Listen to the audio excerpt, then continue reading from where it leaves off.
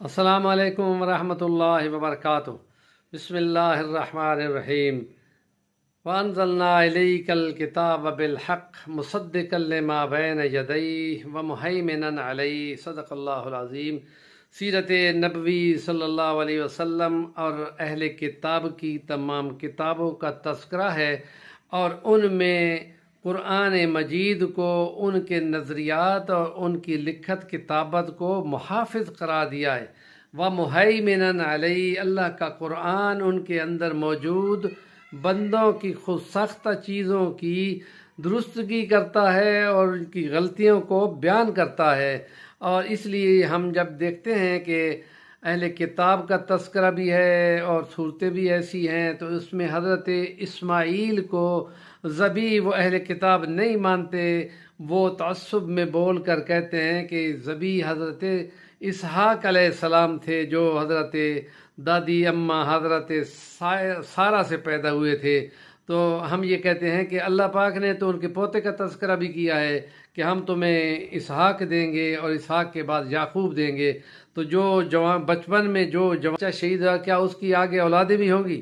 یہ خود بخود منطقی طور پہ بات ہے کہ اس سے ذبیحہ سے مراد حضرت اسماعیل ہے، کہ جن کو باقاعدہ خدا نے اپنی مشیت سے مکہ میں پہنچایا، اور پھر وہ کچھ بھاگتا دوڑتا بن گیا، تو پھر ان کو کہا یا ابت انی رأیت فی المنام انی اذبحک فانظر ماذا تری۔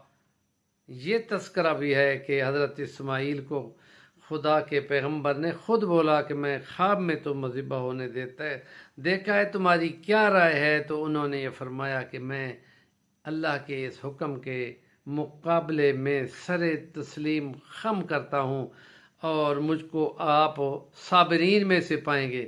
اور باقاعدہ پھر چھری چلانے کے لیے حضرت ابراہیم لے ہی گئے، تو اللہ کہتے ہیں کہ وہ تو لگ ہی گئے اس بات پہ، پھر جبرائیل کو بھیجا اور وہ مینڈا لے کے آئے۔ یہ تذکرہ البتہ تورات میں ہے، قرآن میں نہیں ہے، کہ انہوں نے کہا یہ ڈھنگریوں کے اندر ہم نے ایک دمبا پھنسا رکھا ہے، چھوڑ دے بچے کی جان اور یہ اس کو ذبح کر کے بدلے میں۔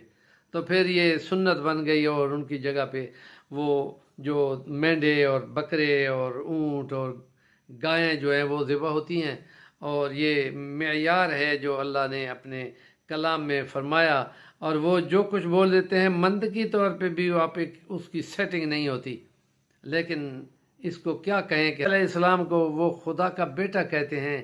اور وہ جب نجران کے وفد نے نبی پاک صلی اللہ علیہ وسلم کے ساتھ مسجد نبوی میں آ کے مناظرے کیے تھے، کتنے دن گزر گئے تھے، وہ مانتے نہیں تھے، ہر بات سے انکار کرتے تھے، کہ اللہ کا پیغمبر بھی سچا مانتے تھے۔ پھر آپ نے پھر اللہ کے حکم سے ان کو کہا کہ پھر ٹھیک ہے، آؤ میدان میں آ جاؤ، مباہلہ کرتے ہیں، اور تم بھی سب آ جاؤ، اور میں بھی اپنے بیٹی فاطمہ ہی زندہ تھی، باقی تو فوت ہو گئی تھیں، اور ان کے ساتھ حسنین کریمین کو بھی لے آئے، اور آپ آ کے بیٹھ گئے۔ ان کا آؤ بھائی آپ موبائل، اور بھاگ گئے۔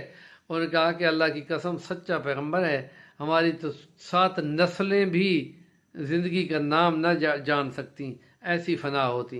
ہم کو پاگل ہے، ہم تو بس اس لیے آئے ہیں کہ یہاں پہ لوگوں کو دکھا سکیں کہ ہم بھی روٹی پانی کے لیے زور لگا رہے ہیں، اور ہمیں اپنا نمائندہ مانو، اور ہم عیسائیت کو مقابلے میں لا کے کھڑا کریں گے۔ ہمارے چینل کا نام ہے صفی الوانی، ضرور سبسکرائب کریں، کام کی بات کا کمنٹ دیا کریں۔